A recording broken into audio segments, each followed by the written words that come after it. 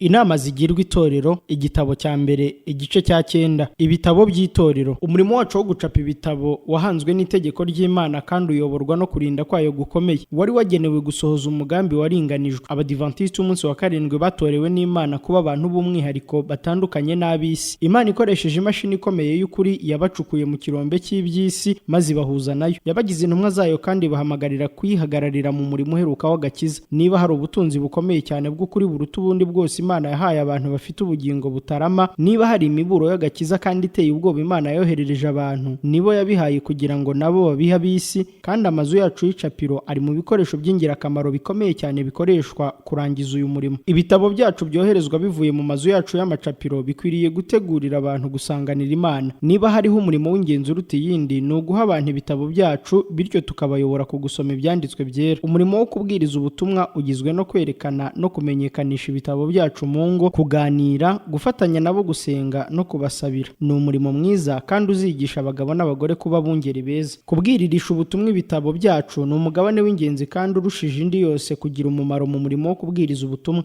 Ibitabo byacu bishobora kujya ahantu amateraniro yacu atabasha guteranyirizwa. Bene aho hantu umubwiririsha butumwa ibitabo w'umukiranutsi ahabona umwanya w'umubwiriza ku ruhimbi. Kubw'umurimo wo kugurisha ibitabo, ukuri gushyirwa abantu ibihumbi batari kuzabasha kubwumva na gato. Ababwiririsha ibitabo bakwiriye kujya mu migabane itari imwe y'igihugu. Agaciro k'uyu murimo gahwanye rwose n'ak'umugabura mwiza. Umubwiriza ku ruhimbi n'igitabo bombi barakenewe kugira ngo uyu murimo ukomeye dufite urangizwe. Imana yereje umurimo wo kubwiririsha ubutumwa ibitabo kwereka abantu umucyo uri mu bitabo byacu, kandi ababwiririsha ubutumwa ibitabo bakwiriye kwemezwa akamaro ko gushyira abari mu isi ibitabo bakeneye mu buryo bwihuse nk'uko bishobotse kose, kugira ngo bahabwe ubumenyi mu by'umwuka binabaviremo umucyo. Uwo ni wa murimo Uwiteka ashaka yuko ubwoko bwe bukora muri iki gihe. Abiyegurira Imana bose kugira ngo bakore umurimo wo kugurisha ibitabo baba bafasha gutanga ubutumwa buheruka bwo kuburira abari mu isi. Ntidushobora kumenya neza agaciro k'uyu murimo, kuko iyo hatabaho umuhati w'ubwiririsha ubutumwa ibitabo, benshi ntibari kumva imiburo. Ibitabo byacu bikwiriye kujya hose, ntibijye byandikwa mu ndimi nyinshi. Ubutumwa bwa marayika wa gatatu bukwiriye kuvugwa muri ubu buryo kandi bukavugirwa no ku ruhimbi. Mwebwe abizera ukuri kw'iki gihe nimukanguke. Ni inshingano yanyu gushaka uburyo bwose bushobotse mugafasha abasobanukiwe n'ukuri kukwamamaza. Umugabane w'amafaranga yaguzwe ibitabo byacu ukwiriye gukoresherezwa kongera ibindi bitabo bizashobora guhumura impumyi no guhinga intabire yaraye y'umutima. Nabwiwe yuko n'ahantu abantu bumva ubutumwa bw'umubwiriza ku ruhimbi, ubwiririsha ubutumwa ibitabo akwiriye gukomeza kuhakora umurimo we afatanije n'umugabura, kuko nubwo umugabura ashobora kuvuga ubutumwa akiranutse, abantu ntibashobora kubwibuka bwose. Nicyo gituma igitabo ari ingenzi. Ntikibakangurira ukuri ko muri iki gihe gusa, ahubwo gituma bashora imizi mu kuri kandi bagashobora kurwanya ibishuko bibatera gucumura. Inyandiko zicapwa ku mpapuro n'ibitabo ni uburyo Uwiteka yateguye kugira ngo abantu bahorane. Inyandiko zicapwa ku mpapuro n'ibitabo ni uburyo Uwiteka yateguye kugira ngo abantu bahorane ukuri imbere yabo. Ibitabo bizakora umurimo ukomeye cyane kuruta uko wakorwa n'umugabura ukoresha amagambo gusa mu byo kumurikira umutima no kuwukomeza. Izo ntumwa zitavuga zigezwa mu ngo n'ababwiririsha ubutumwa mu buryo bwose, kuko nibasoma ibyo bitabo umwuka wera azinjira mu mitima yabo nk'uko yinjira mu mitima y'abumva ijambo ribwirizwa. Umurimo nk'uwo ukorwa n'abamarayika wunganira ibitabo birimo ukuri nk'uko wunganira umugabura. Hakwiriye gukorwa imigambi ikoranywe ubwenge igamije gufasha abanyeshuri babikwiriye ngo bibonere amarezi mu kugurisha ibyo bitabo niba babishaka. Ababona amafaranga ahagije muri ubwo buryo yo kurihira zimwe mu nyigisho zitangwa mu mashuri yacu bazunguka ubuhanga bw'agaciro kenshi cyane buzabafasha mu murimo wo kujya kubwiriza ubutumwa mu tundi turere butarageramo. Igihe abakristo bo mu itorero ryacu bazamenya agaciro ko gukwiza hose ibitabo byacu, niho bazatanga umwanya uruseho wo gukora uwo murimo. Igihe cyose igihe cy'imbabazi kigikomeje, ubwiririsha ubutumwa ibitabo azaba afite amahirwe yo gukora. Bene data na bashiki banjye, Uwiteka azanezerwa nimuhaguruka mubikuye ku mutima mugashyigikira umurimo w'ibitabo mukoresheje amasengesho n'ubutunzi bwanyu. Mujye musenga mu gitondo na nimugoroba kugira ngo uwo murimo ubone umugisha w'Imana udafunguye. Ntimukagenzure ibyo abandi bakora kandi ntimukivovote. Ntimukaganye cyangwa ngo mwivovote. Mwibuke yuko abamarayika bumva ayo magambo. Abantu bose bakwiriye kumenyeshwa yuko ayo macapiro yashyizweho n'Imana. Abatesha ayo macapiro agaciro bashyize imbere inyungu zabo bazisobanura imbere y'Imana. Imana iteganya yuko ikintu cyose gifitanye isano n'umurimo wayo gifatwa nk'icyerejwe Uwiteka.